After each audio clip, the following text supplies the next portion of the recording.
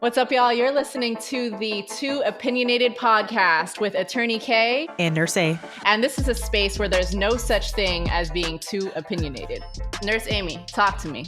Have you been on social media at the workplace? I mean, haven't we all? You know what the answer is to that. I think we all are.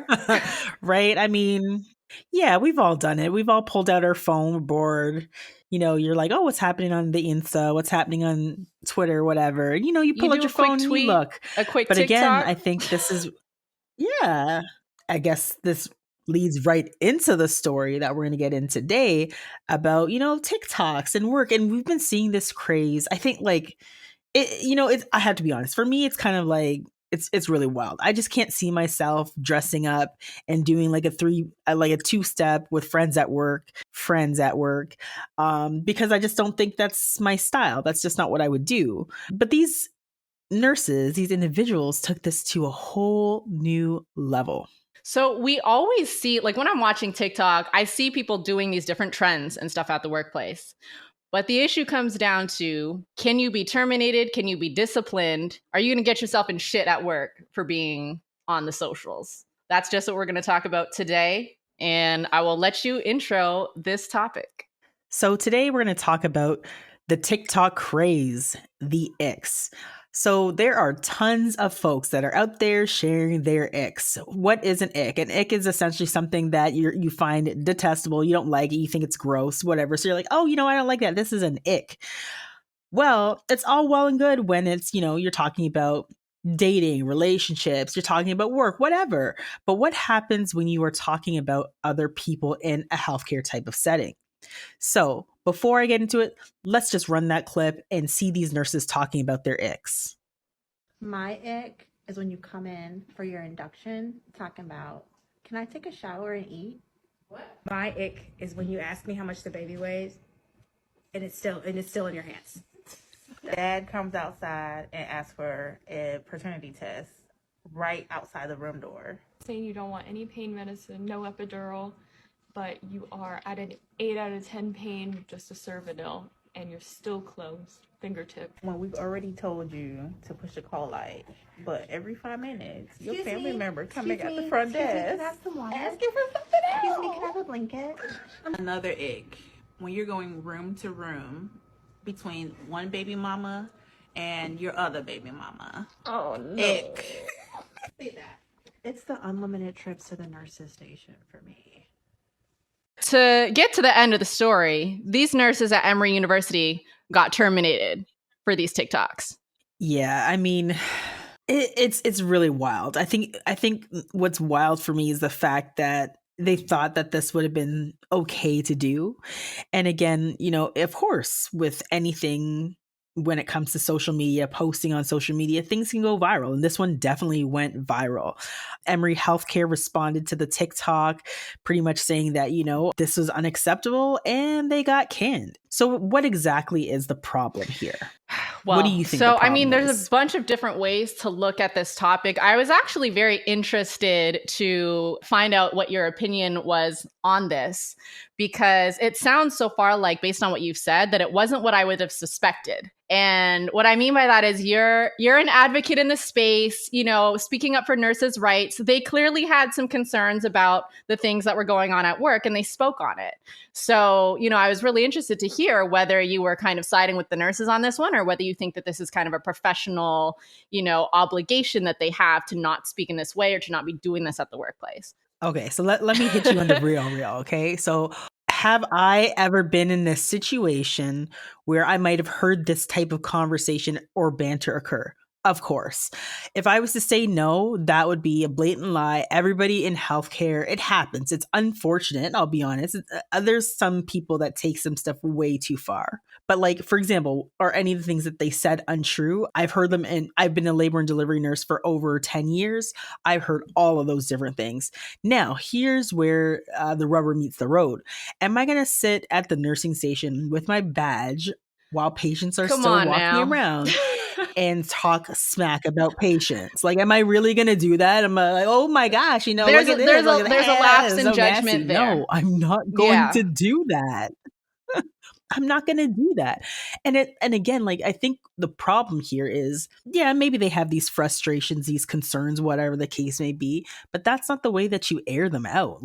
And again, I am an advocate. I am an advocate for nurses speaking out on issues that they might see with it, whether it's their practice or their care or, any of the above. But at the end of the day, I've always said this, it's about patient safety.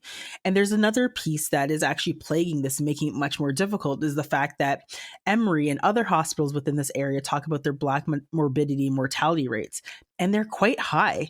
So you're talking about like racialized people at this hospital who tend to have poorer healthcare outcomes, and talking about them so unfavorably. Yeah, they got fired, but they maybe deserve a bitch slap instead. Well, and that's one important thing to mention too. These nurses, from what I've seen, are primarily white nurses at a predominantly Black hospital.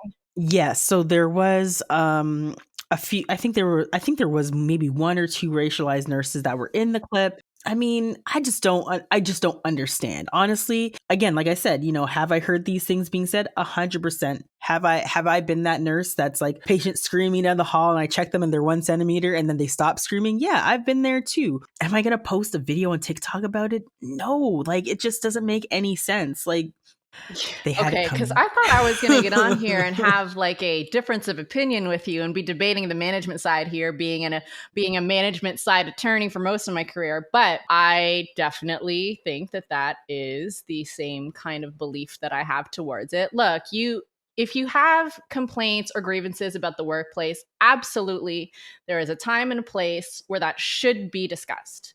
No questions about that. However, was there a lapse of judgment in them going ahead and recording this, especially about patients, and in a sarcastic manner when they clearly are donning their work gear? Like, you know you're going to hear about that. Like, are you asking for it? They had identifying information in the background that you could identify the hospital. It's like, that's like the first no. Like, we can see your badge. Like, are you that like daft that you're gonna just do that? Like, it's crazy. Like, I just think it's wild. Yeah, so I think that was the response from folks on the internet around like, is that really necessary? Do we need to fire these nurses? They're clearly young. They might have, a little bit of like inexperience playing into this. And, social media is really big these days. Do we need to fire people and really impact their means to make a living because they had an error in judgment, right? And so if you're looking at it from, speaking like from a legal perspective and like also from a healthcare perspective, like you have a duty to your employer to uphold them, to, if you have issues, to discuss with them in the appropriate manner. But by representing them and wearing your badge and everything, clearly recording at work, you're probably recording social media TikToks while you should be working. Secondly, you're out here tarnishing your employer's name right. Publicly, which like, that there's probably going to be some recourse. Should they have been disciplined? Should people really be terminated for that? Maybe in different contexts, there are different perspectives, right? And that's always the case. I think that for certain industries, like, for example, I've worked in tech before, it's very common for everyone to be on social media. And that's like accepted culturally in that space. We work in technology, we share a lot about the work environment. And that's part of really kind of the marketing and the culture behind a lot of these technology companies too. It's fun. It's like, we're like hip to the game. It's like millennial, like all of that good stuff. But when you're working in something like healthcare, where you are responsible for the health and lives of patients, we talk about the mortality rates for, like in certain communities in the maternal wards, like it's serious shit. So I think that there is some discretion around when you should be talking about those types of things at the workplace and when you really shouldn't. And healthcare is probably one of them. Yeah, again, that you're right. That conversation, that question has come about many times. Is like, is the penalty too steep? Should they have been fired or not fired? Here's my take. I always believe that people have an opportunity to learn and grow. They didn't murder anybody. They didn't do anything that, is rehabilitative or whatever. I think that we should always give folks an opportunity to turn a new leaf, to make a change, right? But again, there's that other side where Emory Health had a social media policy. What did this social media policy say? So running through all the blah, blah, of course, the main things are like, you can't talk about patient privacy. So I bet you some pieces of that probably came into it too, right? They're talking about patients who might have actively been there or actively are there. And again, it's kind of a slippery slope. It's not a true breach because you're not using the patient's name, but again, that's kind of a part of it. But again, within their policy, they talk about being respectful. If you're going to use social media, make sure that you're writing for audiences and know that your posts may appear out of context. And if you're going to post that, make sure that you're thinking about that. And then also it says, don't make posts or share posts at others that conflict with Emory official public stance in terms of messaging. Again, it looks to me like they looked at their policy, they followed their policy to a T, and they canned them. But do I think they could have done something different? I feel like they could have. And oftentimes, and I think this is the message more generally for people, is oftentimes you're not even really thinking about all these policies and things like that you sign when you join a company, right? There's a handbook, there's this and that. There's the one side of it being, is this justified? Legally, is this justified? And then there is like, should we be having a culture of you can't make these mistakes? But when you have policies and procedures that you have agreed to, it's probably wise to make sure that you know what they are. Because I'm sure these nurses didn't have any like knowledge that they would be canned for this, which is also kind of problematic. I think it's also just this, the Gen X or whatever they're called now. I don't even know anymore. But I think that's also a piece of it. Like if I think back to like when I was in nursing school and when I was working as a nurse, it's not that we didn't have social media. It's just there was no TikTok. So there was no way I'd be making a video. I think I had like the fear of, if you post on social media, your life will be ruined. And that fear came true for these nurses, right? Which I think generationally too is why we're like more aware of that. But like, how can you blame people with this level of severity who have grown up in this culture that it's just a part of life? There's definitely a generational gap there. And when there's industries that are more traditional, you're seeing that in this type of response. Did they need to terminate them? Could they have given them warning? Sure. But again, like I think it falls back to what the hospital's policy is. It's interesting because it touches upon our last episode when we talk about freedom of expression. There's also a certain level where people should be able to express their, genuine feelings or concerns about a certain situation. I mean, what do you think about that kind of angle in a healthcare field? I'm sure you've seen these sort of things happening. Is it tough to express your frustrations and concerns in that environment? Is this potentially why they've resorted to social? I think the types of things that they were complaining were things that were specific to the way that they care for the patient, which for me is what is problematic. And I think that's what's problematic for a lot of folks in healthcare, because they're just like, at the end of the day, we're dealing with people who are vulnerable. If you're coming into healthcare, you're coming to receive care. So again, I would say most people coming in to deliver a baby are actually healthy. But again, speaking specifically to this client population, we know that there are high levels of maternal morbidity and mortality, especially amongst, racialized people, the Black population. And this hospital is in Georgia. Those sensitivities in itself should have warranted, that second thought to be like, maybe this might not be a good idea. And again, it's the industry itself. So we're talking about healthcare. There might be other industries where, griping about the customers would be acceptable. In healthcare, coming on to a social media platform to gripe about them, even if a hint of it is true, just not the right place.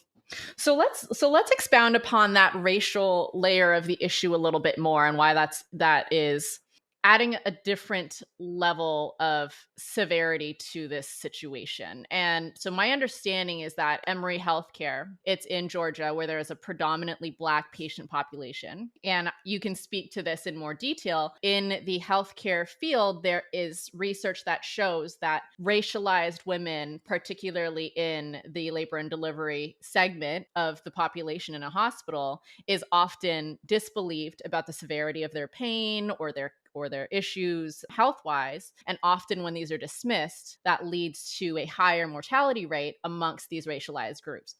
Yeah, and I mean, again, like the video struck a chord with so many racialized women, Black women like myself, because like there are stats that say that Black women are almost 3 times more likely to die during childbirth than their white counterparts across this country.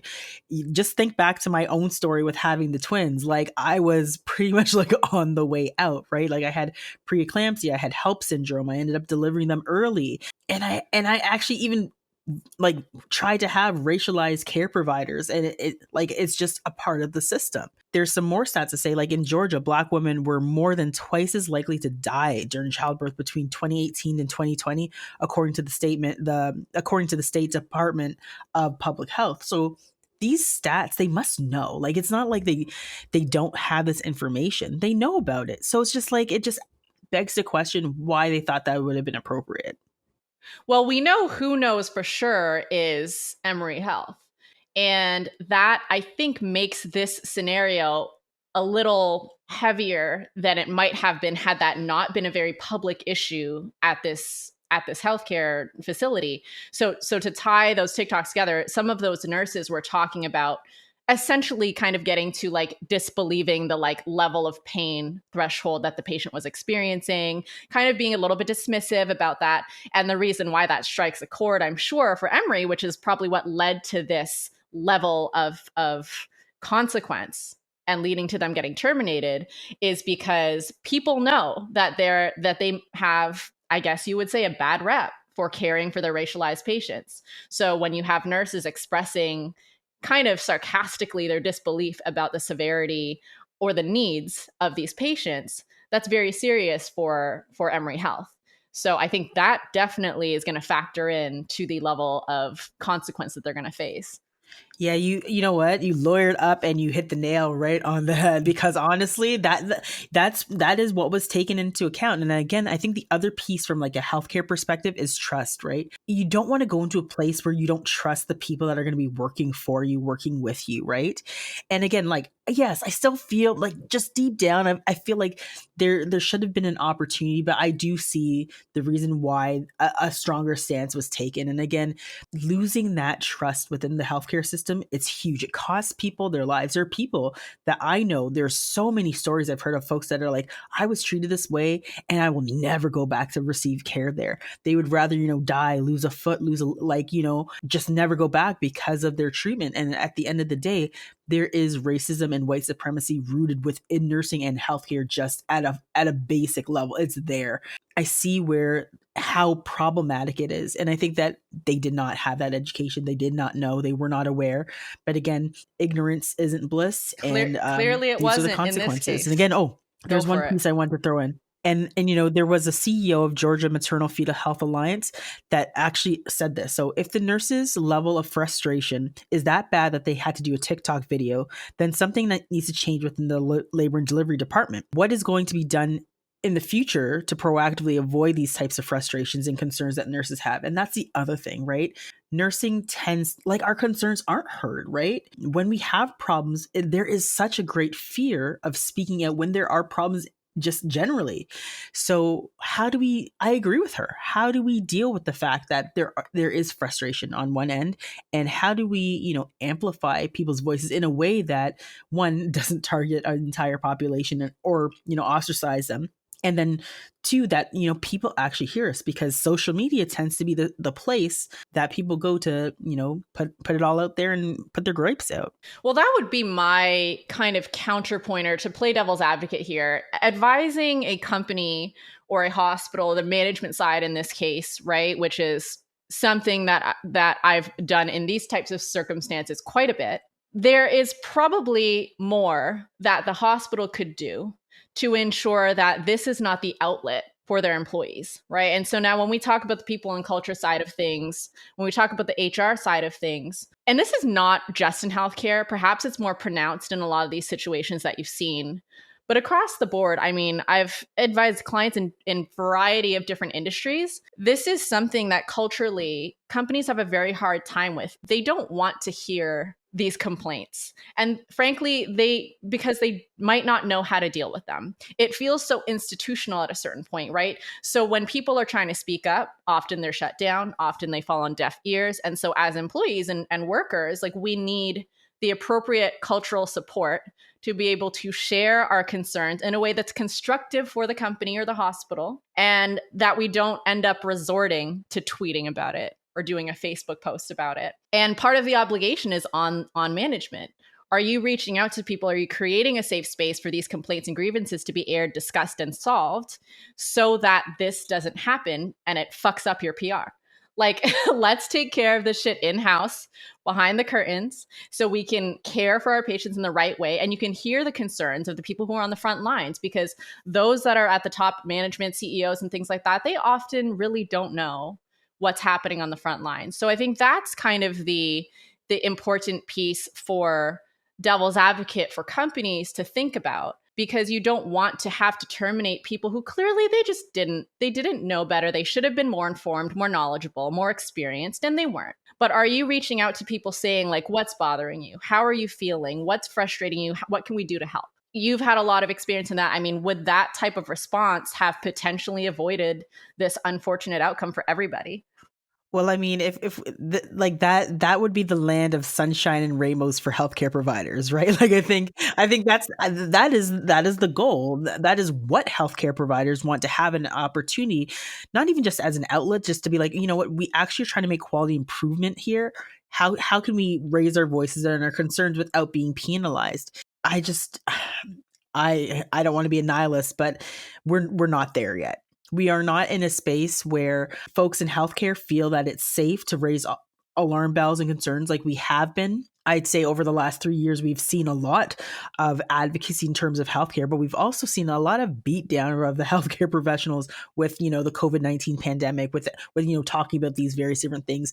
And the whole narrative that played out from a political standpoint with healthcare that should have never happened. But I'd say that we're so far off. I've been in healthcare for almost 15 years now. The day that there is a system that's set up where, nurses, physicians, other folks in healthcare feel supported and can speak out openly, I'll be very surprised when that day comes, because we're too top heavy. It's really about money. It's about capitalism, and we are moving farther and further away from making it about people and experiences, that we are making it about wealth and whose pockets are lined, who's making money, who's not making money. When we decide to put the focus back onto people in healthcare, maybe we'll see that shift. I'll be honest, I'm not hopeful, and that's why I'm still out here using Twitter as Twitter is my weapon. Twitter is the way that I get my message across, so people understand that, what? No, it's not sunshine and roses here. There are nurses that are struggling. There are nurses that are, leaving their profession. And I know a nurse that just turned into a dog groomer. She's like, people treat their dogs better than they treat other people. And I know it's true. I know it's true. And the thing is, you get to a point where you're just so beat down, beat up, and you're just like, I'm done. And you find these crazy outlets to deal with some of those frustrations. And I think that these nurses probably took it as an opportunity to vent their frustrations. End of day, not the right forum, not the right place. But again, bring things forward and make changes. It definitely resonates, because unfortunately, this is not a healthcare issue. It is not unique to healthcare. I've worked with tons of companies. Like, this is across the board. And especially given what we've all went through in the world for the past couple years with the pandemic and all of the stressors and mental health issues and just coping with life itself, companies are not really in a great standing for being receptive to the struggles of their workforce, and understanding that they need to be a support for them and need to be an ear for them, so that we can create environments that are constructive and non-toxic, and where we're not just looking at people as a number. And so this is true across the board. Unfortunately, I would say there are very few companies that really have figured this out. There are some who are doing really well, but largely it's not industry specific. And that's something important for us to think about societally, because we're all humans. We're not just workers. it's funny because a lot of companies and leadership don't recognize, or at least don't employ, the practice that if you take care of your people, the people will take care of you, they'll take care of your company, and they will do good work. It's cyclical. So 100%. It's interesting that we're seeing more of this, because I think people are tired and they've been through a lot, and there's a lot of frustration that companies could really support better. No, I agree with you. I think that there's so many different things from this that that folks that are listening can take and take to do something different, right? And I think that I think I heard that all of these nurses have been employed someplace else, and I really hope that for their own sakes that they take the time to reflect that, on their actions, what and how the ripple effect that it had. And again, I tell you, I'm on the employer, like they're also a part of the fact that, how do we make things better for folks that are working here in healthcare? How do we ensure that they feel validated, their concerns are heard, especially when it comes to patient safety and those types of things? Because I really think that they really shit the bed when it comes to actually helping employees. Like I remember looking at some of the mental health coverage, and some folks don't have anything. So again, these are the conversations that need to be had. But I'd say at the end of the day, what they did was wrong. Do I think that they could be on the road to redemption, to making changes, and to being like, this is taking it as now a learning opportunity? I really hope so. Yeah, I mean, I would echo that. Was it justified? Yeah, from the employer side, yeah, it was justified. Did they fuck up? Sure. Are there things that both sides can do better and learn from this experience? Absolutely. And I certainly hope they all do. And I'm glad to hear that those nurses are reemployed. And I'm sure that this is a great learning experience for them, but it should be one for the hospital as well. And so in terms of, I won't say advice, but something that can be broadly applied by listeners if you aren't in the healthcare industry or things like that. But when we're talking about what is appropriate at the workplace, what do we need to be cautious of? Because we're all on the socials, let's be honest. Freedom of expression is something that, is important to everyone. We've talked about this in our last episode when we talked about Kanye and whether he should be canceled. So go check that out. But when we're talking about expression at the workplace, there are certain things that are protected forms of expression at the workplace. This was not one of them, which is why, in my humble opinion, it was justified to terminate them, and hope that, we all learn from it. Unfortunate circumstance. But when we are expressing ourselves at the workplace, people can speak on legitimate concerns about workplace conditions without recourse. That would not be a justified termination or like discipline or anything like that. People can talk about their wages, their salary, if bargaining or collective bargaining or unionizing, what we call it in Canada, is a topic of discussion. Those are all things that absolutely can be talked about on Twitter, to each other, on TikTok, whatever have you. Express yourself, go nuts. But when you are speaking on things that reflect on the level of care or the level of professionalism of that company, do not be surprised if you get that knock on your door or that email and you see yourself ungracefully escorted out. Take note, y'all. You don't want it to come down to a place where you're losing your license. Know what your limits are. Know what you can and can't do. And again, like I said, I tweet all the time. I never identify where I work.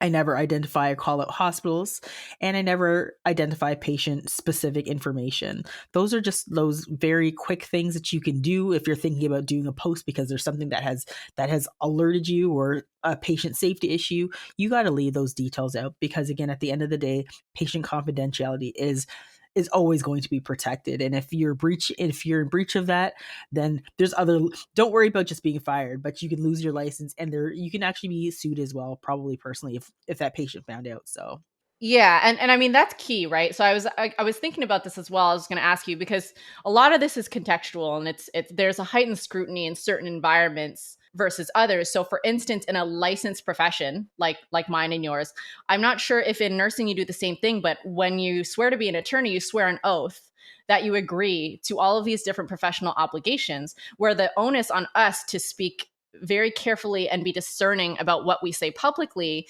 is much more heightened than perhaps someone who works in a different industry like, sales or customer service or things like this, right? Is that the same thing in nursing? You swear, a certain oath before you receive your license. Is that something that happens in your industry? Yeah, so I know.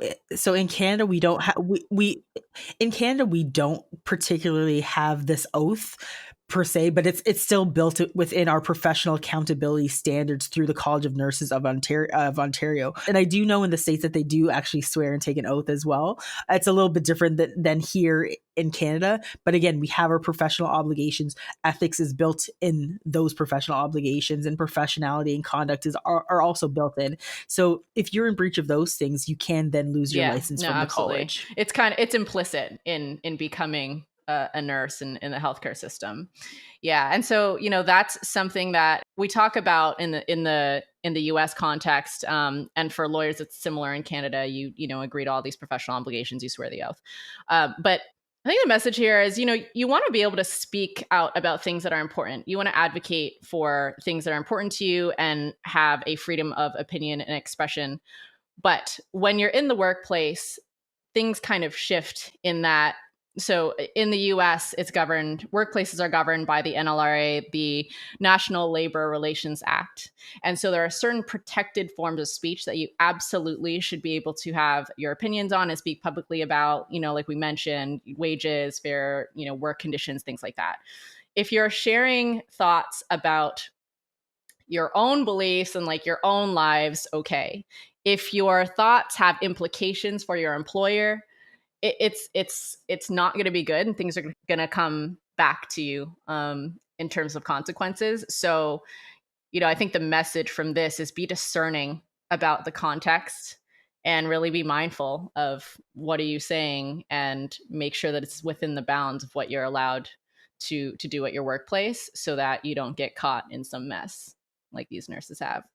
100%. And I think that's also just like this old saying that my mom used to say, and I'm sure you've probably heard it before, but like, great minds discuss ideas, not people.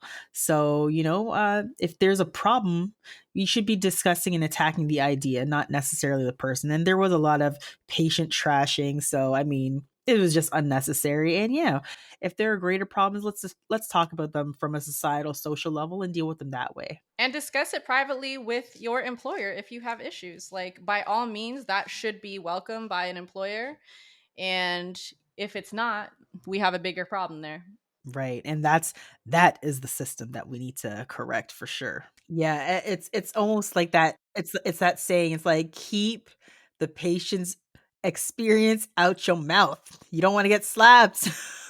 Keep the patient experience out your mouth. Yeah, keep that out. And I mean, again, we are the Two Opinionated podcast. And again, I feel like here, this was an opinion we did not need to hear. So keep it to yourself. But make sure you tune in again next week. Next week, we'll be talking about a really hot topic. We are going to be talking about Tory Lanez and Megan Thee Stallion. So Tory Lanez is from my hometown, Brampton, but we don't want him back anymore. There. He's been found guilty, but no, I never claimed him ever. Anyways, dashed him away. Have Megan Thee Stallion any day of the week. But next week we'll get into it. We'll get into the topic. But if you get extradited, send him someplace else. But yeah, we'll be here talking about it next week, bringing our opinions because, like I said, remember, you can never be too opinionated.